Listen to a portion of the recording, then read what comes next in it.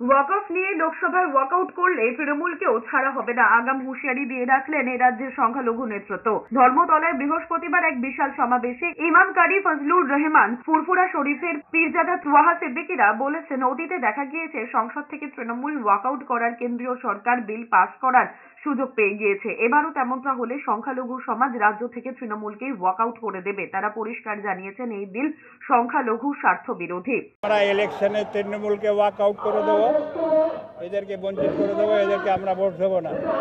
যদি এই ঘটনাটা ঘটে যে ওরা ওয়াক আউট করবে, তাহলে বোঝা যাবে যে এরা আমার শত্রু আছে, আমার বন্ধু নেই।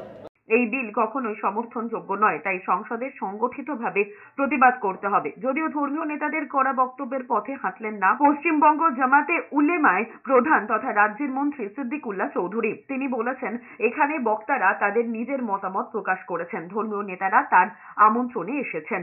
সংবিধানের উপর হস্তক্ষেপ করলে কি করতে হয় সেটা আমাদের জানা আছে। যদি বিলটা পাস হয় বা করে,